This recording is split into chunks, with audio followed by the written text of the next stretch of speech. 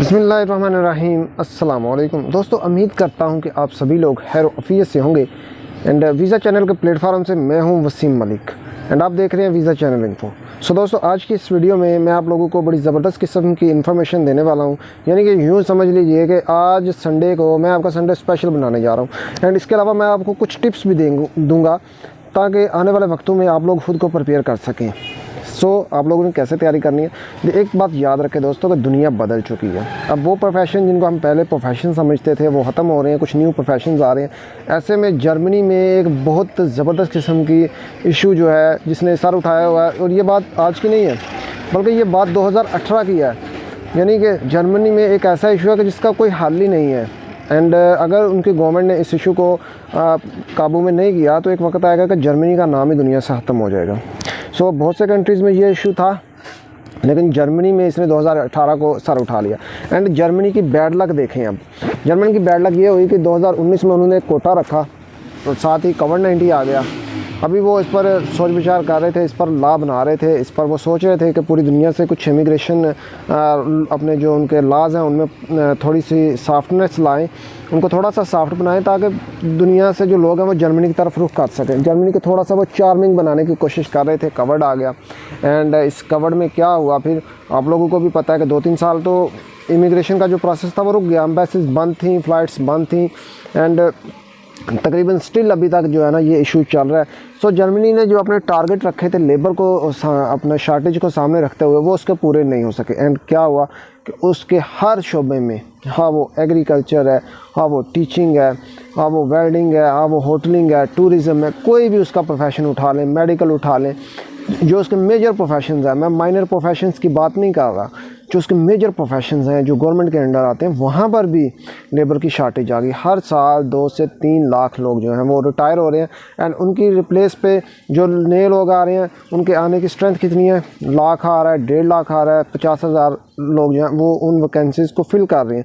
अब ऐसे में जो वहाँ पर आपको भी पता है जर्मनी का एक वेल डेवलप्ड कंट्री है, जर्मनी की इकानमी जो बड़ी अच्छी है एंड पूरी दुनिया में इसकी जो एक्सपोर्ट्स हैं वो होती हैं एंड एक अच्छा एक्सपोर्टर कंट्री है एंड इसकी सारी की सारी जो इकानमी है उसका इन्हिसार इसकी एक्सपोर्ट्स पर है। इसकी एक्सपोर्ट में कमी आ रही है एंड ऐसे में जो जर्मन की गवर्नमेंट है, जो जर्मन की इस्टेब्लिशमेंट है वो सर पकड़ के बैठ गई है। उन्होंने गवर्नमेंट से मुतालबा किया कि इसको हल करें।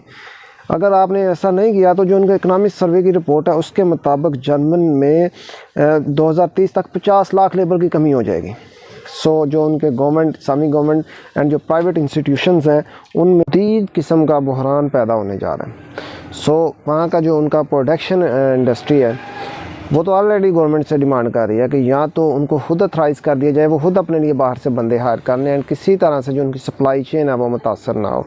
बिकॉज़ वो बार बार गवर्नमेंट को बता रहे हैं कि उनकी जो प्रोडक्शन इंडस्ट्री है वहाँ पर बहुत ज़्यादा लेबर की शार्टेज है, वहाँ पर बहुत ज़्यादा स्किल्ड वर्कर की शार्टेज है एंड उनको अथराइज़ किया जाए कि वो खुद अपने लिए बंदे एशिया से हायर कर सके। बस इस दफ़ा गवर्नमेंट ने ऐलान कर दिया कि 4 लाख बंदे इस दफ़ा गवर्नमेंट जो है वो एशिया से उठाएगी। जर्मन की जो गवर्नमेंट है वो 4 लाख स्किल्ड वर्कर वीज़े देगी एशिया के लोगों को। यानी कि एक तो वो यूरोप से लोग मंगवाएंगे बट जो नॉन यूरोपियन कंट्री से वो लोग मंगवाएंगे उसकी तादाद, उसका कोटा उन्होंने 4 लाख रख दिया एंड इसमें लाजमन पाकिस्तान भी शामिल होगा। आने वाले दिनों में मार्च अप्रैल में आप लोग सुनेंगे।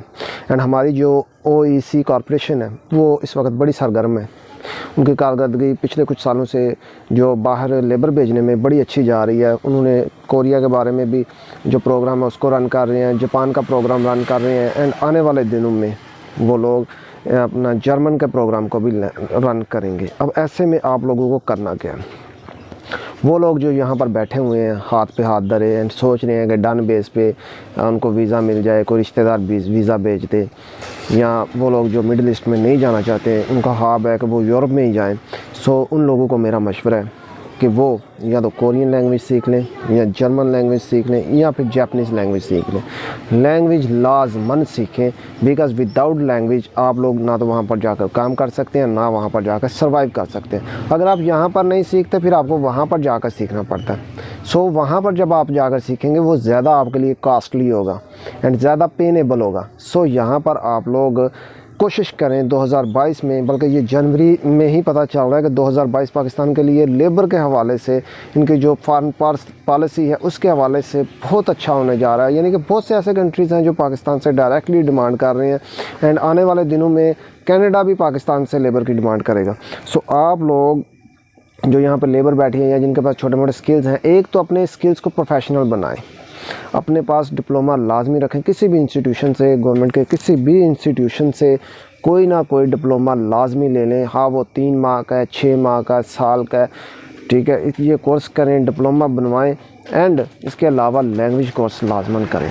आप जिस कंट्री में भी जाना चाहते हैं, जर्मन में जाना चाहते हैं, इटली में जाना चाहते हैं, आप जापान में जाना चाहते हैं, कोरिया में जाना चाहते हैं, ये वो कंट्रीज़ हैं जो वेल डेवलप्ड कंट्री हैं, एंड जहाँ पर लेबर को पर आवर $20 से अबव, €20 से अबव सैलरी मिलती है, तो आपकी अर्निंग काफ़ी अच्छी हो जाती है। एंड वहाँ पर फ्यूचर भी काफ़ी सिक्योर है, बिकॉज़ इन कंट्रीज़ की इकॉनमी बड़ी अच्छी है, वहाँ पर लोगों को, लेबर को फैसिलिटीज़ बड़ी हैं। सो डेट्स वाई लोग वहाँ पर जाकर काम करना चाहते हैं, बिकॉज़ जो लोग पाकिस्तान में काम करते हैं, ये काम जब वो वहाँ पर जाकर करते हैं तो वो हज़ारों का काम उनको उसके बदले में लाखों रुपये मिलते हैं। सो आप लोग कोई ना कोई स्किल ज़रूर सीखें।